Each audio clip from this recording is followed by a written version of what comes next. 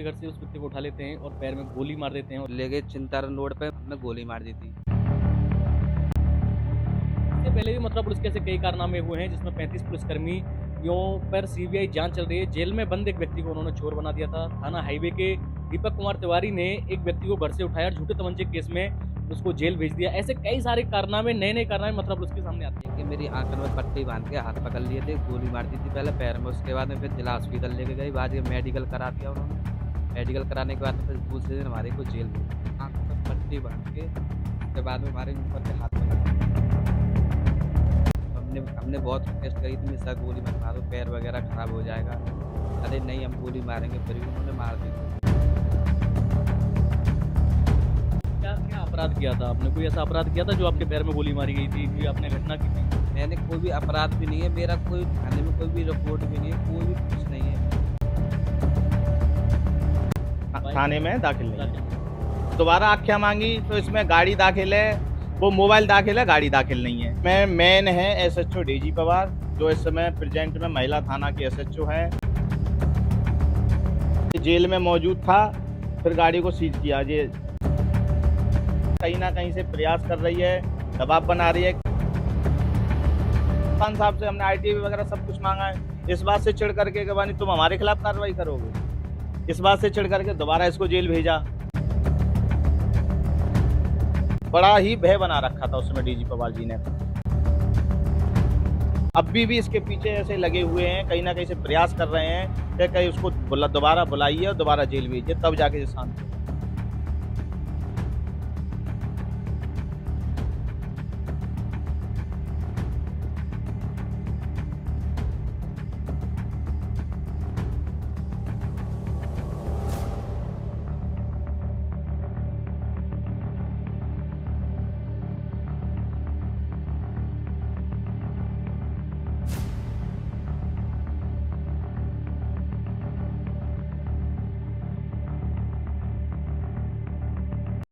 नमस्कार, आप देख रहे हैं इंडिया न्यूज़ 24 एचडी। मैं आपके साथ गोपाल ठाकुर। दर्शकों, आज आपको मथुरा पुलिस का एक और ऐसा कारनामा बताने जा रहा हूं जिसमें एक व्यक्ति को वो अपने घर से उठा के ले जाते हैं, उसके घर से उस व्यक्ति को उठा लेते हैं और पैर में गोली मार देते हैं और उसको आरोपी बना देते हैं, ऐसा उसका कहना है। इससे पहले भी मथुरा पुलिस के ऐसे कई कारनामे हुए हैं जिसमें 35 पुलिसकर्मियों पर सीबीआई जांच चल रही है। जेल में बंद एक व्यक्ति को उन्होंने चोर बना दिया था। थाना हाईवे के दीपक कुमार तिवारी ने एक व्यक्ति को घर से उठाया और झूठे तमंचे केस में उसको जेल भेज दिया। ऐसे कई सारे कारनामे, नए-नए कारनामे मथुरा पुलिस के सामने आते रहते हैं। ऐसा ही एक कारनामा मैं आपको 2025 फरवरी का बताने जा रहा हूँ, जिसमें एक युवक हमारे पास आया है, वो बताया कि उसके साथ क्या घटना हुई थी। बताओ, क्या नाम है आपका? सोनू। सोनू, कहाँ के रहने वाले हो? मावन मावन मनोहरपुर गाँव है मेरा, सामने मावन। देखिए सोनू। सोनू, आप हमारे पास आए हो, आप क्यों आए हो? पुलिस की जो घटना बता रहे हो, जो आप हमको बता रहे हो, वो दर्शकों को बताओ। क्या घटना आपके साथ हुई है उसके बारे मैं खीरमोन का काम करता हूँ मावन में। में? वहाँ पर वो आए थे संदीप दरोगा जी, बोल रहे थे एक फंक्शन है उसमें मिठाई बनानी है आपको। तो मैंने बोला बताओ कितने पैसे दोगे, बोले हम पैसे वैसे नहीं देंगे। तो मेरे मालिक ने भी मना कर दी, मैंने भी मना कर दी, मैं नहीं काम करूँगा। तो उन्होंने मेरे से मारपीट भी करी। उसके बाद में फिर मैं काम से घर करके घर चले गया। घर पे आए थे 11 बजे, 2025 में 17 फरवरी को उठाया था मैं। मारपीट करी थी पहले थाने ले जाके, मेरे को थाने ले जाके मारपीट करने के बाद में फिर ले गए चिंतारन रोड पे, बाद में हमने गोली मार दी थी। मुठभेड़ मुठभेड़ कैसे की थी? कहाँ ले गए थे? क्या हुआ था मुठभेड़ के दौरान? वो 42 जने थे। हम- और भी लड़के थे उसमें, ये मैं उनको जानता नहीं था। लेके मेरी आंखन में पट्टी बांध के हाथ पकड़ लिए थे, गोली मार दी थी पहले पैर में, उसके बाद में फिर जिला हॉस्पिटल लेके गए, बाद में मेडिकल करा दिया उन्होंने। मेडिकल कराने के बाद में फिर दूसरे दिन हमारे को जेल भेज दिया। मुठभेड़ जब पुलिस करती है, तो वो कैसे मुठभेड़ करती है? उसके बारे में आप हमारे दर्शकों को बताओ। कैसे मुठभेड़ हुई थी? हम क्या पहले किया था उन्होंने? कहाँ ले गए थे? कैसे पैर में हमारे को कहाँ लेके गोली गए मारी? थे, यहाँ से चौकी से लेके गए थे पहले चिंतारन वाले रोड पे, सुनसान रास्ता थी। ओके। उस पर ले जाके पहले वहाँ ठाड़े कर लिए, और भी गाड़ी आती रही। 42 जने हो गए, तो उसके बाद में वो आके उनने हम गाड़ी से बाहर निकाल लिए। वहाँ पे हाथ पकड़ लिए थे, पहले आंखन पे पट्टी बांधी थी, उसके बाद में कैसे पट्टियाँ वो बांधी, फिर उसके बाद क्या किया? आंखों पट्टी आंखों बांध? पे पट्टी बांध के हाँ। उसके बाद में हमारे ऊपर के हाथ पकड़ लिए थे उन्होंने। अच्छा, 2 लोगों ने। दो लोगों ने हाथ पकड़ के, जब फिर सामने से उन्होंने हमारे में गोली मारी पैर में। कितने कितने दूर से गोली मारी थी आपके पैर में? करीबन यहाँ से, ये भैया बैठे हैं इधर, इतनी दूर से। 2 मीटर माने, हाँ 2 या दो, 3 मीटर? हाँ 3 मीटर कम से, 3 मीटर। तो तीन आपको मीटर गोली सामने से मारी थी या फिर पीछे की तरफ से नहीं, चला के? सामने से मारी थी। सामने से। हाँ। आपको बताया गया था कि आपके पैर में गोली मारेंगे? हाँ, बताइए तो बाद में बताया था, पहुँच गए थे जब, हाँ, क्या बोला बाद बोले थे हम आप में गोली मारेंगे। हमने बहुत रिक्वेस्ट करी थी, मेरे साथ गोली मत मारो, पैर वगैरह खराब हो जाएगा। अरे नहीं, हम गोली मारेंगे, फिर भी उन्होंने मार दी गोली। तो क्या-क्या अपराध किया था आपने? कोई ऐसा अपराध किया था जो मैंने आपके पैर में गोली मारी गई थी? कोई मैंने आपने कोई घटना की थी? मैंने कोई भी अपराध भी नहीं है, मेरा कोई थाने में कोई भी रिपोर्ट भी नहीं है, कोई भी कुछ नहीं है, बिल्कुल भी नहीं है मेरे, मतलब कोई भी मुकदमा दर्ज नहीं है, कोई एफआईआर नहीं है अभी तक। अच्छा, फिर इसमें आपने कोई कार्रवाई की है? आपने जो बताया है, क्या कार्रवाई इसमें की है? क्या चल रहा है? कार्रवाई हमने की थी इसमें, कई बार जो डीजे पवार है ऐसो, हाँ, उनके लिए कई बार वो बुलाए, हमारी बाइक वगैरह वो नहीं मिल रही है। 1 साल हो जाएगी अभी फरवरी को, अभी फरवरी में कुछ 1 नहीं साल हो हुआ। जाएगी, 1 साल हो गई आपके पैर में गोली, किस जगह पे गोली लगी थी? मैं अपने दर्शकों को एक बार पैर ये दिखाएँ आपको, कहाँ पर गोली मारी थी? ये जी। हड्डी में देखो, बिल्कुल इसमें छेद हो रहा है, जी। और देखो इधर निकली थी, पार हो गई थी पैर यहाँ में। गोली आपके पार हुई थी। हाँ, पार हो गई थी। ओके। अभी भी इसमें देखो दिक्कत होती है, नस ब्लॉक हो जाती है, तो कभी कभी चलते में गिर भी जाता हूँ इससे। अच्छा, हाँ जी, क्योंकि नस टूटी हुई है इसकी, नस तेजाई टूटी। से लगी थी गोली, हाँ, तो नस टूट गई थी। और अभी भी इसकी तो मैं दवाई भी खाता हूँ। दवाई भी खा रहे हो इसकी। हाँ। देखिए अगर ये भाई जो बता रहे हैं ये सारी बातें सही हैं, तो किस तरह से पुलिस बच्चों का भविष्य खराब कर रही है? क्या उम्र में मालूम आपको? क्या एज है आपकी? मेरी 18 साल। 18 साल एज होगी आपकी? हाँ, 18 साल। 18 साल का एक युवक है, जैसा कि इन्होंने जो घटना बताई है, अगर उस हिसाब से इनकी घटना सही है, देखो एक पैर खराब कर दिया एक पुलिस ने एक व्यक्ति का और एक नए लड़के का, जिस पे भी अब तक का कोई भी आपराधिक इतिहास इसका नहीं है। केवल मुकदमा वो बताया गया है इसके ऊपर जो पुलिस ने ये लगाया गया है। क्या मुकदमा लगाया था तुम्हारे ऊपर? मेरे पे देखो, एक तो जे 307 लगा दी, इसमें जो मुठभेड़ है, और अच्छा, एक लूट का मुकदमा है, 2 ये है। मुकदमे लगाते हैं तुम्हारे हाँ, पास। 2। हैं? तो कौन-कौन है तुम्हारे परिवार में कौन-कौन है? मेरा एक बड़ा भाई है मेरे से, एक छोटा, और एक मेरी माँ है, पिताजी है नहीं मेरे। पिताजी हैं नहीं। क्या तुमने कोई ऐसी गतिविधि, कोई ऐसा कारनामा, कोई ऐसी लूट या फिर कोई ऐसा मुकदमे वाला कोई काम 307 पुलिस पे जवाबी फायरिंग या कुछ ऐसा किया आपने कोई? अभी तक कोई भी नहीं, ऐसा कुछ नहीं है, मेरा कोई भी रिकॉर्ड ही नहीं है अभी तक। मैं महावन में कम से कम 12 साल से नौकरी कर रहा हूँ हाँ, मालिक के पास में। वो उनने भी बहुत करा था कोशिश कि तुम जिसको क्यों लेके जा रही हो, क्या मैटर भी क्या है। उसने, वो हमारे पास काम कर रहा है, तहसील का आगे काम करता हूँ मैं। अच्छा। नालन हाँ, तहसील क्या काम करते हो? खीरमोन बनाता हूँ, रमण बिहारी मिस्टर भंडार के नाम से दुकान है अच्छा। तुम्हारा हमारी। कहना ये है कि तुमने खीर-मोहन उनको नहीं दी तो इसलिए तुम हाँ, वो आपसे मेरे गुस्सा हो गए और मेरे मालिक ने मना कर दी थी, मानी ये नहीं जाएगा, ये बाहर कहीं काम करने नहीं जाता है, हमारे पास ही करता है ये। तो अच्छा, मैंने फिर भी, मैंने कहा चलो कोई बात नहीं सर, आप कह रही हो तो। मैंने कि बताओ कितने रुपए दोगे, तो बोले पैसे हम नहीं देंगे, तो इसी पीछे उन्होंने मारपीट भी की। उसके बाद में मैं काम करके घर पे चले गया। हुँ, रात में मैं 11 बजे उठाया, 11 बजे उठाने के बाद में चौकी में लेके गए, चौकी में पहले मार लगा दी। मार लगाने के बाद में फिर 1:30 बजे हमारे को लेके गए गोली मारने के लिए। कितनी निंदनीय घटना है, कितनी शर्मनाक घटना है। चलिए इसके साथ में इनसे हमारी बात हो गई, अब इनके वकील साहब से हम एक बार बात कर लेते हैं। आप ज़रा खड़े होके आप साइड में आ जाइए। वकील साहब ये जो घटना आपने बताई है जी। इसमें क्या कार्रवाई इस घटना में हो रही है? कौन इसमें दोषी पाया गया है? इसके बारे में आप हमें पूरी जानकारी इसमें दीजिए। जी, मेरा नाम धीरज सिंह एडवोकेट है। और ये जो सोनू 17 और 18 फरवरी की रात्रि मुझे घर से उठाया था, और घर से उठाने के बाद इसको थाने ले जाने के बाद इसकी मोटरसाइकिल, जो स्वयं इसका मालिक था, और मोबाइल भी इसी का था। पुलिस ने क्या किया, इसी की मोटरसाइकिल, इसी के मोबाइल को इसी पे बरामद दिखा करके इसको ले जा करके मुठभेड़ में इसके पैर में गोली मारी। अब इस बात की जब हमें जानकारी हुई, इनकी माताजी ने हमें आके बताया कि ऐसे-ऐसे मेरे लड़के को पुलिस ले गई है, तो हम बात भी की, हमने कोर्ट में एप्लीकेशन लगाई। तो हमें कोर्ट से एप्लीकेशन में जवाब आया कि इनका साहब मोबाइल थाने में दाखिल नहीं है। जबकि ये मोबाइल का जो बिल है, ये स्वयं सोनू के नाम है, गाड़ी भी स्वयं सोनू के नाम है, उसके सारे पेपर हैं मौके पे, बीमा भी है, कोई ऐसा ये नहीं कि गाड़ी को भी सीज किया जा सके। अब ओके। जब गाड़ी तुमने मुठभेड़ में दिखाई है तो 207 में क्यों सीज की? और सीज जब की पुलिस ने कि स्वयं मालिक को जेल भेजने के बाद, जबकि मौके पे है, गाड़ी के पेपर होने पाए जाते हैं, मालिक भी होना पाया जाता है, तो फिर गाड़ी सीज करने का क्या मतलब था? और चलो गाड़ी सीज भी की आपने 18 तारीख को की, तो आपने 19 में क्यों दिखाई गाड़ी? जबकि एफआईआर में आप देख सकते हैं, एफआईआर में मोबाइल प्लस गाड़ी जिसका ये नंबर है, सब खुला हुआ है, ये सब एफआईआर में खुला हुआ है। अब इसमें एफआईआर में मौके पे ये चीज़ें बरामद दिखाई गई हैं। हाँ, आपका कहना ये है कि मौके वकील साहब कहना चाहते हैं कि एफआईआर में जब मुठभेड़ हुई है तो उसमें उन्होंने एफआईआर में ये बरामद दिखा दी कि पूरा मोबाइल और बरामद है। गाड़ी दोनों बरामद हैं। अब लेकिन गाड़ी 1 दिन बाद सीज़ की गई है। हाँ, और एक वो क्या वो दिखा के सीज की गई है? वो 207 एमबी एक्ट में सीज की गई है। जैसे कि कोई नॉर्मल चेकिंग के दौरान के भाई पेपर नहीं है, तो वो 207 में सीज की गई। अब उसकी हमने जब रिपोर्ट माँगी थाने से, तो इसमें दरोगा जी कह रहे हैं कि साहब मोबाइल दाखिल नहीं है। अच्छा, जबकि ये मोबाइल आप अपनी उँगली उठा के एक बार हाँ, दिखाइए। ये देख सकते हैं, ये लिखा हुआ है साहब कि मोबाइल दाखिल नहीं है। ये को इसमें थाने स्पष्ट रूप से लिखा हुआ है कि मोबाइल बाय थाने में दाखिल नहीं है। दाखिल नहीं है।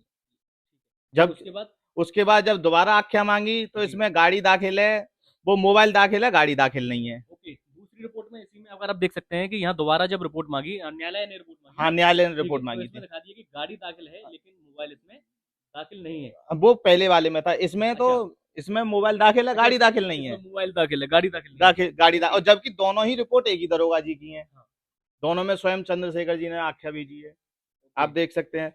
और दूसरी चीज, माननीय न्यायालय ने इसमें कई बार जी। कोर्ट को भी आदेश, माननीय न्यायालय ने सबको बुलाने का प्रयास किया। किन-किन को बुलाने का प्रयास किया? ये कौन-कौन इसमें संलिप्त है? इसमें मेन है एसएचओ डेजी पवार, जो इस समय प्रेजेंट में महिला थाना की एसएचओ हैं। और दूसरे दरोगा जी हैं जिन्होंने गाड़ी को सीज किया, योगेश कुमार जी को, जो स्वयं इस समय थाना टीला गाजियाबाद में तैनात हैं। जब ओके, इस चीज की हमने शिकायत की, तो उनका यहाँ से ट्रांसफर हो चुका था। इस बात को लेकर कप्तान साहब ये ने, आप क्या दिखा रहे थे? क्या डॉक्यूमेंट दिखा रहे थे? ये भी ये दिखाइए एक बार। डॉक्यूमेंट है, ये भी माननीय दिखाइए एक न्यायालय बार। ने कई बार आदेश किया है पूरे एसएचओ को प्लस आईओ को हाँ, बुलाने का। स्पष्टीकरण के सहित, लेकिन जो अभी तक न्यायालय में हाजिर नहीं हो रहे हैं। अब माननीय न्यायालय ने क्या किया है कि इनको व्यक्तिगत नोटिस भी जारी किया है, ये आप देख सकते हैं। ये जेल में मौजूद था, फिर गाड़ी को सीज किया, ये जब डीजी पवार के लिए जेरा अच्छा, प्लस योगेश जी को लिए, ओके। ये दोनों के लिए नोटिस भी जारी हुआ, अभी तक ये ये माननीय ये न्यायालय एक में बार हाजिर नोटिस नहीं हुआ। ये एक बार नोटिस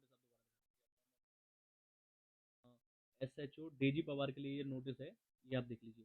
ये नोटिस दिया गया है माननीय न्यायालय द्वारा।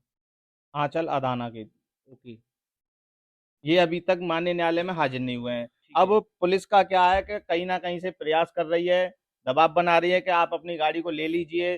जब गाड़ी हमारी जब देनी थी, तो हमें मुलजिम क्यों बनाया? अब जब हमने इसकी बेल भी करा दी, तो डीजी पवार जी ने क्या किया कि फिर दोबारा हाँ, इनको, सोनू को जो है गैंगस्टर का गैंग लीडर बना के जेल भेज दिया। दोबारा दोबारा कैसे बनाया? क्या एफआईआर हुई है? कैसे दोबारा क्या हुआ था? उसका अपराध संख्या है 115/25।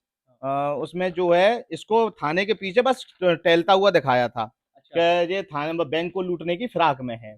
जबकि उस समय भी इसको रात में ले गए, घर पे आए कि इसका सत्यापन कराना है फोटो का। हाँ। इस बात को लेकर के ये घर से बुलवा लिया, फिर दोबारा ले गए, दूसरे दिन फिर जेल भेज दिया। दोबारा दोबारा क्यों ले गए? ऐसा क्या हुआ कि इसे जेल से जमानत होने के बाद फिर से दोबारा पुलिस लेके वो गई है? दोबारा इसलिए ले गए ना, तो कि हमने कप्तान साहब के यहाँ इनके खिलाफ लेटर दिया, तो कप्तान साहब ने, हमने आईटीए भी मांगी, ये सब कप्तान साहब से हमने आईटीए वगैरह सब कुछ मांगा है। जी, इस बात से चिढ़ करके कि बानी तुम हमारे खिलाफ कार्रवाई करोगे, अच्छा, इस बात से चिढ़ करके दोबारा इसको जेल भेजा। अच्छा, इस भय के कारण अब ये व्यक्ति ना तो मथुरा में है, हाँ, बेचारा अपने जैसे जैसे अब अपना जीवन यापन कर रहा है। माता जी बेचारी अपने दो पैसे कहीं से काम करके कमा लेती हैं। बड़ा ही भय बना रखा था उस समय डीजी पवार जी ने। अच्छा। अब भी इसके पीछे ऐसे लगे हुए हैं, कहीं ना कहीं से प्रयास कर रहे हैं कि कहीं उसको दोबारा बुलाइए और दोबारा जेल भेजिए, तब जाके ये शांत होगा। एक व्यक्ति को अपराधी बना दिया गया, इनके अनुसार और डॉक्यूमेंटों में आपने देखा और माननीय न्यायालय ने भी एसएचओ डेजी पवार और जो सब इंस्पेक्टर हैं, उनको नोटिस भी जारी किया है। जी नोटिस कौन-सा जारी किया है? क्या नोटिस इसे बोलते हैं आप? जी, लीगल नोटिस वो इसको वो बोलते हैं। जी, व्यक्तिगत, अगर इसमें उन्होंने साफ लिखा है नोटिस में कि अगर आपने इसका स्पष्टीकरण का जवाब नहीं दिया, तो आपके विरुद्ध कठोर कार्रवाई की जाएगी। ओके। माननीय तो न्यायालय ने भी ये सख्त आदेश दिया है। अच्छा, हाँ, तो दोनों के तो लिए। न्यायालय न्यायालय में जो नोटिस जारी हुआ है, उसमें ये जो बच्चा है, ये निर्दोष पाया जा रहा है बिल्कुल कुछ पाया जा स्थिति रहा में। है। माननीय न्यायालय ने 3 दिन फाइल को अपने व्यक्तिगत रूप से इसका संज्ञान संज्ञान लिया। लिया। इसका संज्ञान लेने के बाद ही नोटिस जारी किए हैं, तो माननीय न्यायालय भी जानता है कि ये बच्चा निर्दोष है। और इसके आज तक ये देखिए, गैंग चार्ट इसका जो बनाया है पुलिस ने, कोई मुकदमा नहीं है, सिर्फ ये 2 मुकदमे जो पुलिस ने लगाए थे, वही मुकदमे इस पे पाए गए। जबकि कोई ऐसा आपराधिक इतिहास नहीं है इसका कि पहले भविष्य में कोई एक छोटी-सी भी कोई झगड़े की भी कार्रवाई हो। क्यों? क्योंकि बेचारे को अपना मजदूर व्यक्ति है, अपना जीवन यापन कर रहे हैं जैसे-तैसे। लेकिन पुलिस है अपना नया वो दिखाती है कारनामा। पहले भी मेरे द्वारा ही एक दीपक कुमार तिवारी जी के खिलाफ कार्रवाई की गई थी। उसमें भी संज्ञान लिया गया था, कप्तान साहब ने उनको भी लाइन हाजिर किया गया था। तो ये अब नया कारनामा फिर आ गया। तो ये हर वक़्त जो पुलिस जो अपना भय बनाती है नए लड़कों को, फिर कहती है कि पुलिस के ये मुलजिम जानबूझ के बना, जानबूझ के नहीं बना, पुलिस खुद बना के तैयार करती है और आरोप लगाते हैं कि ये व्यक्ति गलत है। तो मैं यही है कि बस ऐसे लोगों के खिलाफ कठोर कार्रवाई की जाए, और हम माननीय न्यायालय से यहाँ से नहीं होगी तो हम हाई कोर्ट तक जाएंगे, चाहे कुछ भी हो जाए, हम डीजी पवार के खिलाफ कठोर कार्रवाई करवाना चाहते हैं। देखिए, अगर ये कार्रवाई इसमें होती है, तो इसमें और वकील साहब के साथ हम जुड़ेंगे और आगे भी इस खबर के माध्यम से, अपने चैनल के माध्यम से आपको दिखाएँगे कि इस मामले में क्या कार्रवाई हुई है। ये कितनी कितनी घटिया हरकत, अगर मैं इसको कहूँ अपने शब्दों में, कितनी घटिया हरकत है ये कि किसी को भी उठा के गोली मार के उसे जेल भेज दिया जा रहा है। कितने ऐसे लोग हैं जो डर की वजह से, भय की वजह से अपनी आवाज़ नहीं उठा पा रहे हैं। हो सकता है कि किसी लोगों को वकील साहब मिल गए, तो ये भैया अपनी आवाज़ उठा रहे हैं। ये गरीब मज़दूर हैं, इनका कहना है कि इनमें प्रेशर भी बनाया जा रहा है। ऐसे ना जाने कितने लोग होंगे जिनके पैरों में गोली मार दी जाती है, जिनका भविष्य खराब कर दिया जाता है। एक 18 साल का नौजवान है, युवक है, मेहनत करता है। अब बताओ यार, उसके पैर में गोली मार दी, उसे जेल भेज दिया। योगी जी की जो पुलिस को ये छूट है, बहुत गलत। अगर ऐसे तरीकों से ऐसे लोगों को फंसा रहे हैं इस तरीके से, बहुत गलत है और इस पे सख्त कार्रवाई होनी चाहिए।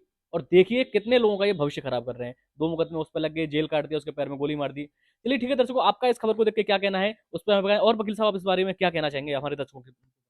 मैं तो यही कहना चाहूँगा कि माननीय न्यायालय के समक्ष उपस्थित होकर हम इनके विरुद्ध अधिक से अधिक जो कार्रवाई हम करवाएँगे, वो हम यहाँ नहीं होगी, आगे भी जाएँगे, हाई कोर्ट जाएँगे, हाई कोर्ट नहीं जाएँगे, सुप्रीम कोर्ट तक इनके खिलाफ जो हम कार्रवाई में हम मानेंगे नहीं। पुलिस हमारे पास हर तरह का दबाव बना रही है। हम जब-जब न्यायालय में जाते हैं, तब-तब हमारे महावन थाने के पैरोकार जो आते हैं, वो हमसे कहते हैं कि अरे वकील साहब छोड़ो इस बात को, हम क्यों छोड़ दें? भई आपने जो निर्दोष को, अब जो दोषी है उसके खिलाफ तो आप कार्रवाई बिल्कुल भी नहीं करते। और जो निर्दोष है उसके खिलाफ आप इतनी कठोर कार्रवाई कर रहे हो, तो ये कहाँ का इंसाफ है? आप ही बताइए, दुनिया जब कहते हैं कहीं कोई बात हो जाती है तो पुलिस के समक्ष क्यों जाती है? कि उसको कुछ इंसाफ मिले। लेकिन इंसाफ की तो बात दूर रही, गरीब व्यक्ति है माने इसको बना दीजिए दोषी। तो इस बात को ये है कि भाई माननीय मुख्यमंत्री जी भी ये सोचें। अभी कुछ दिन पहले थाना फरह में इसी तरह का प्रकरण हुआ, माननीय सीजेएम साहब ने आदेश किया है, पुलिस के खिलाफ मुकदमा दर्ज हुआ है, उसमें भी फर्जी मुठभेड़ दिखा दी। एक प्रधान जी को घर से ले जा करके सादाबाद पुलिस के कई पुलिसकर्मी उसमें दोषी पाए गए। तो इनके खिलाफ कठोर से कठोर कार्रवाई की जाए, बस मैं तो यही बोलना चाहूँगा। अभी भी इसमें अगर दबाव प्रेशर आप पे ही बनाया जा रहा है, या फिर जो व्यक्ति है जिसके पैर में गोली है, जो उसको अपराधी बनाया था, आरोपी बनाया था, उस पे भी दबाव बनाया जा रहा है? उसके तो घर पे जा के दबाव बना रहे हैं, क्योंकि वो व्यक्ति तो अपने डर की भय की वजह से अपना कहीं बाहर काम कर रहा है। उसकी माँ के पास जाके दबाव बना रहे हैं, इधर-उधर के गाँव के जो लोग मिलने वाले हैं उनसे दबाव बना रहे हैं पुलिस वाले कि मानिए अब जो हो गया सो हो गया। लेकिन हर तरह का प्रयास किया जा रहा हो है। गया सो हो गया, उसके पैर में जो गोली लगी उसे वापस ले हाँ। सकते हैं, उस समय को वापस ले सकते हैं, उसने कोई जेल में समय काटा उसे वापस ले सकते हैं। कोई नहीं ले सकता। हम तो ये चाह रहे हैं डीजी पवार स्वयं एक दिन जेल चली जाए, हम अपना केस वापस ले लेंगे। अच्छा, जी। आप चाह रहे हैं डीजी पवार अगर जेल जाएगी तो आपका बिना केस बात के वापस ले अगर लें? जेल जाएगी तो उसे भी पता चलेगा कि बिना बात के जेल जाना क्या हुआ है। अब किसी व्यक्ति के पैर में गोली लगी, उसके कितने दुःख है, भविष्य में उसका चलना-फिरना कितनी कठिनाइयाँ होंगी, वो तो स्वयं उसे पता है। दवा भी बंद नहीं उसकी, अपना बेचारा 2 रुपए से रोटी के लिए कमाए या दवा के लिए कमाए, आप ही बताओ। तो इस बार ये है कि डीजी पवार तो भाई अब उनकी तनख्वाह आ रही है, तो वो तो ये सोचते हैं कि भाई हम जैसा कोई अधिकारी नहीं है। अब माननीय न्यायालय उस दिन भी बुलाया, एक दिन माननीय न्यायालय ने बुलाया, तो मैडम ने ये बोला कि हम अभी मीटिंग में हैं, जबकि डीजी पवार स्वयं हमारे ऑफिस के सामने माननीय न्यायालय के गेट के 3 नंबर के सामने बाहर खड़ी हुई थी। क्यों? क्योंकि माननीय न्यायालय में जब उपस्थित होंगी, तो 4 वकील साहब भी वहाँ मौजूद थे, 4 दरोगा भी वहाँ मौजूद थे, उनके सामने जब कठघरे में खड़े होंगे तो सबको डर लगता है। ये तो यानी नौकरी आप कहना चाहते हैं डीजी पवार डर की वजह से न्यायालय नहीं जा रही? बिल्कुल नहीं आ रही, 4 बार से नहीं आ रही हैं। हर बार पैरोकार जी को फ़ोन कर देती हैं कि मैडम से बोल दो कि अभी मैं यहाँ बैठी हूँ, कि वहाँ बैठी हूँ, जबकि कोई मीटिंग में नहीं होती। महिला थाना कोर्ट के जस्ट बराबर में ही है। लेकिन क्या ऐसे कोर्ट में काम चल जाता है कि डर की वजह से या किसी भी बहाने से हम लोग अगर नहीं जाते हैं तो कोर्ट में से काम चल जाता है? इसी बात से को लेकर के तो व्यक्तिगत फिर माननीय न्यायालय ने नोटिस जारी किया है उनको। अगर इस पे ये हाजिर नहीं होते, इनके खिलाफ एफआईआर के सख्त आदेश होंगे और हम कराएँगे, ठीक है, माननीय न्यायालय के समक्ष ठीक है। उपस्थित होंगे। धन्यवाद आपका ये घटना बताने के लिए दर्शकों। ये घटना इनके द्वारा जो बताई गई है, इस घटना में कितनी सच्चाई है, ये डॉक्यूमेंट जो हैं, वो बताते हैं कि इस घटना में कितनी सच्चाई है। बाकी का जो क्या इसमें घटनाक्रम में हुआ है, इसमें न्यायालय का क्या फैसला आएगा, उससे पता लगेगा। चलिए ठीक है, आप लोग बने रहिए हमारे साथ। आप देख रहे हैं Indian nation for HD, Gopal Thakur के साथ।